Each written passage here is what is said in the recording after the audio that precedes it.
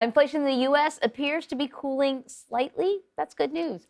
The latest Consumer Price Index report shows that the U.S. inflation rate is up 7.7% when compared to a year ago. This is the smallest 12-month increase, though, that we've seen since January. Inflation is down from the 8.2% reported for the month of September. So for more on this, I want to bring in Javier David, who's joining us now. He's the managing editor of business and markets at Axios. So Javier, that's good news, but all I keep thinking in my head is the Fed wants to see 2%. The Fed wants to see 2%. So we're a long way from that. Wait a minute. Have you guys coordinated? What You're bringing some sunshine, too. You look good.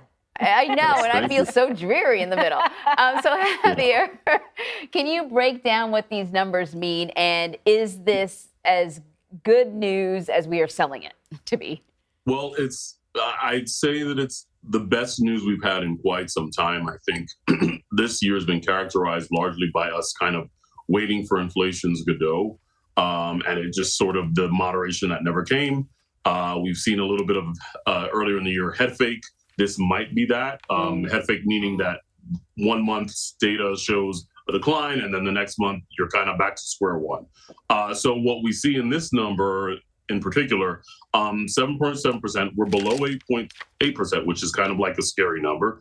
But Emory, as you just mentioned, it's way, way above that magic 2%, which the Fed wants to see, and would represent sort of the inflection point that the market would want to see for the Fed to be comfortable not raising rates any longer.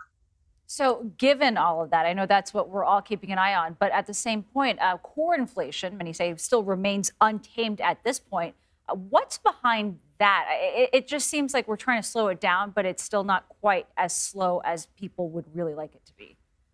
Well, two big components of that, and one of the conversations that I've had in the past with Anne-Marie is services inflation. We're still seeing a lot of price pressures there. People still continuing to charge and pass that along to the consumer.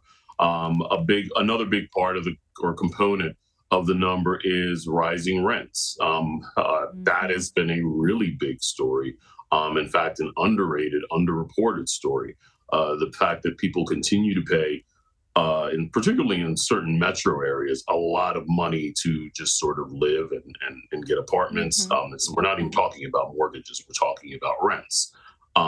Which are almost stratospheric, have come down some, but not nearly enough to sort of moderate inflation in a meaningful way.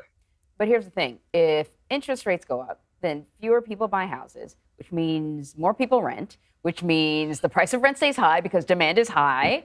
But from what you have told us is that we can expect interest rates to continue to go up. Right. To the extent that headline inflation still continues to stay above 2%, expect interest rates to go higher, or expect to keep the Fed at least kind of like with its foot to the pedal. But, all of that being said, there are components of this index which are, showing some signs of moderation. They give us a little bit of hope that on some level, we can get back to something that's, I can't even say normal, but something that is semi-normal, or at least something that's close to a comfort for policymakers. Yeah, normal is all relative at this point, isn't Right. it? I am curious, though, outside of what the Fed is trying to do with the potential rate hike, what else, if anything, needs to happen in order for inflation to come down? Well, we need for demand to come down. The secret about all of this is people still want things. People still are buying things.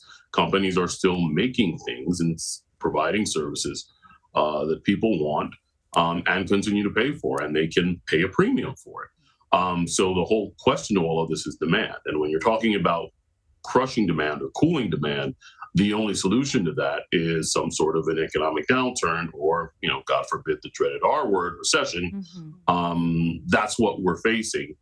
And it still remains to be seen whether or not whatever downturn we expect over the next several months or a year will be enough to cool demand. But right now, we're just in an environment where demand, the fact that people still want things and they still continue to pay for them is just really, really negative for the inflation outlook. Yeah, and especially interesting to see how the holiday spending numbers end up impacting that as well. Javier David, thank you very much for joining us this morning. Thank you.